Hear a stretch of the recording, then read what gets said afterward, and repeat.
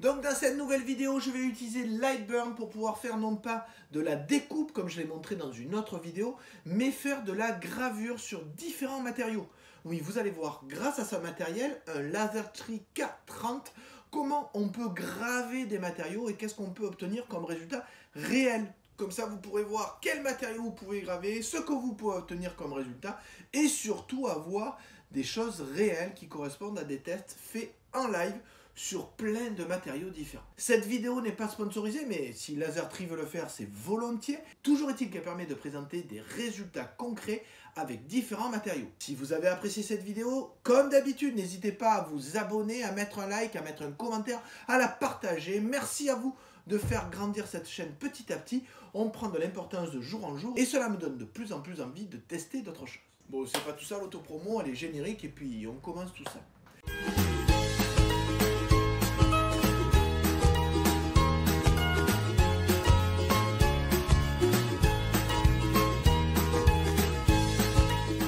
Là, on vient de voir grâce à Lightburn les tests de coupe de matériaux. Mais on peut aussi, grâce à ce même outil, je vais vous montrer comment faire des tests de gravure. Et je vais faire ça sur quelques matériaux, dont certains un peu originaux, comme par exemple du carrelage que j'ai peint en noir, ou pourquoi pas sur de l'ardoise. Allez, je vous montre comment on met cette option dans le logiciel, et après on voit les résultats, bien évidemment. Dans le logiciel Lightburn, on va donc aller toujours dans Laser Tool, dans Material Test, et donc vous voyez toujours la vitesse, la puissance. Alors là, pour les vitesses, je vais peut-être aller un poil plus vite. On va commencer à 300 et on va aller jusqu'à 6000 par exemple. Les puissances de 10 en 10. Sauf que en fait, on va aller ici dans Edit et au lieu de demander le mode Line, on va demander le mode Fill, remplissage. On vous demande comment vous voulez faire ce remplissage, combien d'espace entre entre les lignes, combien de lignes par pouce, etc. Donc je vais laisser par défaut. Hein. Et quand je fais la preview, vous voyez qu'effectivement j'ai ici quelque chose, avec ici le dépassement possible, j'ai ici quelque chose de complètement rempli. Donc c'est un peu plus long à faire, évidemment, puisque là, il va falloir tout remplir, même si les passes se font rapidement. Là, peut-être la vitesse est un peu lente et je vais cramer mon matériau. Si je le fais sur du bois, il faudra peut-être que je change. Toujours est-il que vous verrez ça sur différents matériaux. Bon, c'est pas tout ça. On se reconnecte et on voit ce que ça donne. Bon, par exemple, on va commencer par du contreplaqué. Alors, petit détail, quand on parle de gravure, il est conseillé de mettre le laser vraiment à la position la plus haute. Donc, vous voyez, à 8 mm. Parce que là, on ne veut pas passer à travers le matériau, on veut vraiment le graver. Donc, on utilise cette réglette-là pour être sûr d'être à la distance maximale et pas moins. On ne veut pas passer à travers. Comme c'est du contreplaqué, je vais commencer directement à 600 de vitesse. Alors voilà le résultat de la gravure du contreplaqué de 5 mm à différentes vitesses. Donc vous voyez que là à 6000 10% j'ai quasiment rien. Alors que déjà à 100% c'est relativement sombre. À partir même de 70% et on se rend compte aussi que avec les plus basses vitesses et les plus hautes puissances je passe carrément à travers, vous voyez. Donc on peut creuser la matière. D'ailleurs on le voit un peu ici si on regarde. Vous voyez, je vois que ma pointe peut s'enfoncer un peu là. Donc effectivement ça se grave très très bien. Même à des vitesses relativement rapides on peut obtenir des teintes assez sombres. C'est pas mal pour le contreplaqué. Alors voilà le résultat sur le MDF. Hein. Donc on voit que même à 6000 à 10% on a quelque chose. Là on est passé à travers. Hein. Donc, je m'en doutais un peu. Mais on peut obtenir, là on a quand même des jolis dégradés. Hein. Couleur très claire, couleur très foncée. Même à 6000 avec une seule passe. Donc on voit que ça passe plutôt bien. Donc maintenant que le MDF est fait, on va essayer sur du pain. Que ça aussi je l'ai. Alors voilà le résultat de la gravure. Alors dans ce sens là hein. Résultat de la gravure sur du pain. Donc vous voyez que on a quelque chose de un beau dégradé, mais ce que l'on voit pas ou difficilement c'est qu'en fait là c'est creux. Vous voyez, en fait on s'enfonce, on peut creuser le bois avec ces puissances là. Et pourtant, je vous remarquer qu'on est qu'à 600. Hein. Et on a quand même un joli creux, quoi. C'est quasiment, on passe à travers. Donc, alors, non seulement un dégradé de couleur, mais aussi un dégradé de profondeur. Hein. Là, on est légèrement creux. Là, on est encore plus. Là, encore plus. Là, complètement. Bon, on va voir l'OSB maintenant. Il est là en attente. Alors, on voit ici le résultat sur l'OSB. Donc, on voit que même à 6000 de vitesse et à 10%, j'ai quand même une marque qui est faite. On voit que c'est plus ou moins sombre. Et ici, on remarque la même chose que pour le pain. Vous voyez, c'est creusé. Je ne sais pas si on le voit bien. C'est creusé. Alors, c'est moins creusé. Mais c'est un peu creusé quand même. Donc là, ça me donne encore un bon élément de comparaison. Sachant que quand ça n'allait pas assez vite, là, on était à 100. Ça brûlait et ça creusait. Donc, ça n'allait pas du tout. Allez, test suivant. Alors, ça vient de se terminer pour le carrelage.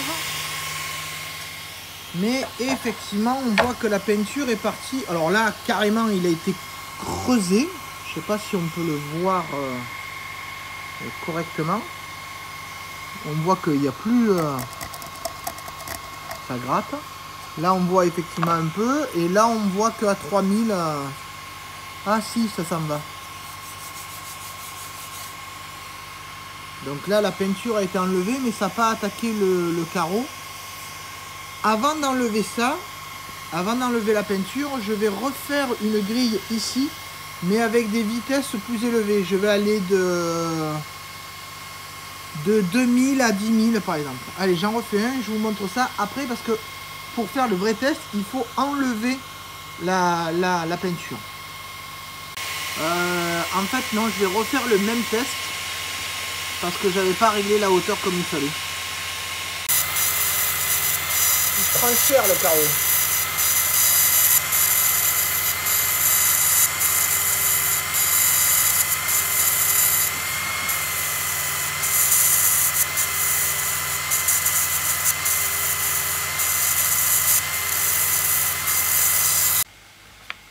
Alors pour le carrelage, c'est un peu particulier puisqu'effectivement à un moment il faut enlever la peinture. Donc j'utilise un dissolvant quelconque.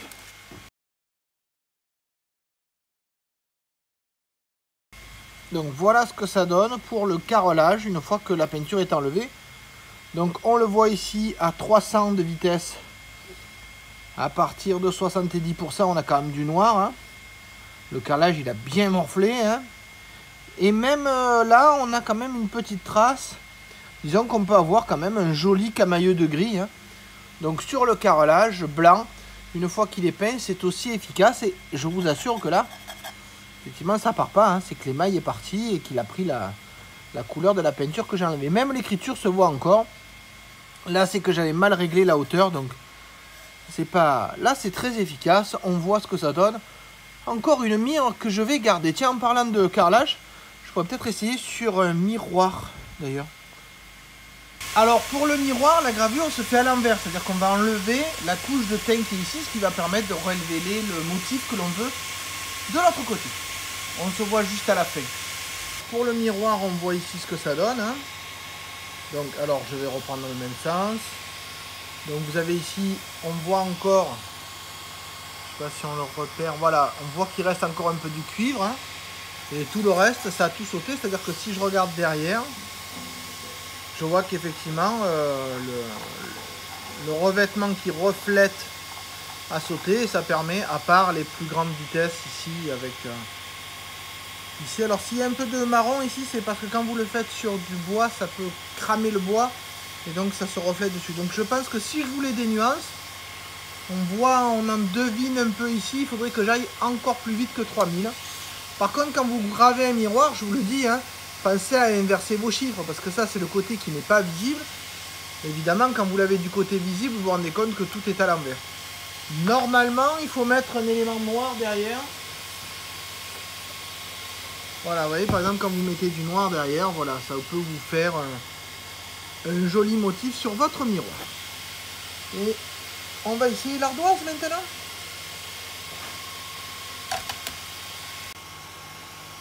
Alors pour l'ardoise, voilà ce que ça donne. Bien évidemment, Je vais aller un peu nettoyer et je vous remontre ça. Alors, chose amusante avec l'ardoise, c'est qu'avec des vitesses relativement basses et de grosse puissance, on brûle la pierre et on obtient du noir. Mais avec des vitesses rapides et peu de puissance, on doit juste effleurer la surface et on obtient du blanc. Ce qui fait que vous voyez qu'on peut avoir une couleur plus claire que la pierre de départ, mais on peut avoir aussi une couleur plus sombre que la pierre de départ. Je suis sûr qu'il y a moyen de faire des trucs sympas avec cette matière, avec un laser. On doit pouvoir obtenir des trucs plutôt sympas. Donc ça, encore une belle expérience. Alors voilà le résultat pour du MDF, mais couvert de cette surface blanche là. Alors là, je ne l'ai pas encore nettoyé. Je vais le nettoyer parce qu'en fait, c'est un matériel avec lequel on peut avoir de jolis résultats puisque la surface reste blanche. Allez, je vous montre ça après l'avoir un peu nettoyé avec un dissolvant.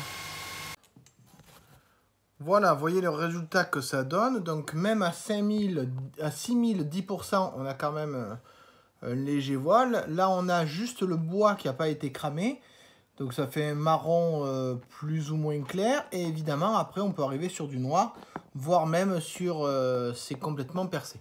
Donc ça peut être sympa comme matériau parce que ça permet d'avoir par exemple des éléments de signalétique assez simplement, sans se casser la tête.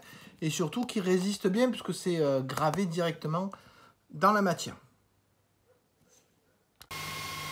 Alors je m'étais dit que j'allais faire le même test que sur le pain, mais pour du hêtre. Donc là c'est du hêtre, vous voyez. Et donc vous voyez, même chose, hein, là c'est quand même déjà bien marqué à 6000 mm/min et qu'à 10%. Et j'ai du noir même à 6000 quand je suis à 90%. Et alors si vous regardez bien, effectivement là, je sais pas si on le voit, je passe à travers. C'est creusé. C'est creusé, c'est très impressionnant comme c'est creusé, même pour du hêtre. Hein. Bon, c'est pas passé à travers vu l'épaisseur du machin, mais si je veux vous montrer comme c'est creusé, est-ce que là... Voilà, vous voyez? Bon, ben voilà, sur du hêtre, ça marche aussi.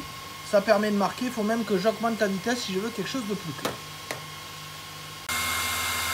Là, vous avez le test, vous attendez tous celui sur l'aluminium, de l'aluminium peint en noir.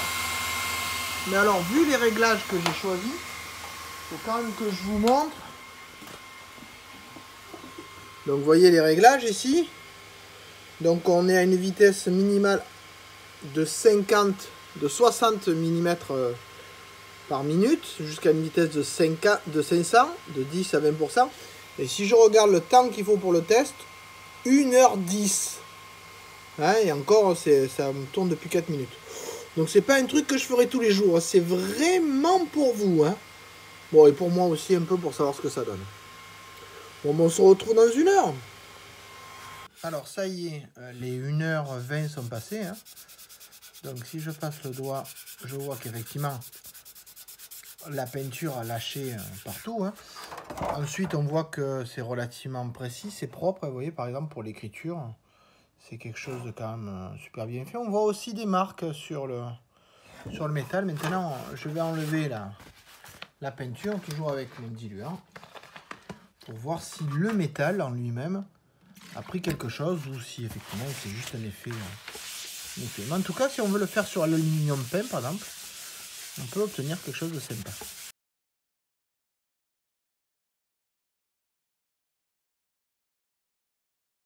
Donc effectivement, on voit des marques qui restent dans l'aluminium.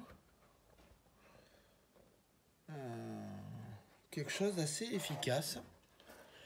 Donc vitesse de 50, de 60 et vitesse de 500 jusqu'à 10%. Et on a des trucs qui restent, y compris quand on gratte. Donc on peut marquer l'aluminium. Là, il faut imaginer que c'est une seule passe. Et on sent un léger relief. Donc ça veut bien dire que le métal a été marqué.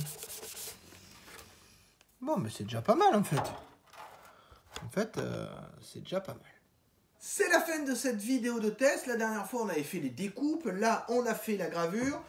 J'obtiens donc différents gabarits que je vais garder pour savoir ce que je peux faire sur les matériaux, aussi bien en termes de découpe qu'en termes de gravure. Grâce à ça, je vais pouvoir avancer dans différents projets que vous verrez bientôt sur cette chaîne. N'oubliez pas de mettre un like, un commentaire si vous voulez voir ces projets. J'espère que vous avez apprécié cette vidéo et les informations qu'elle a pu vous apporter. Et donc, je vous dis à bientôt pour une autre vidéo faite maison et faite avec passion.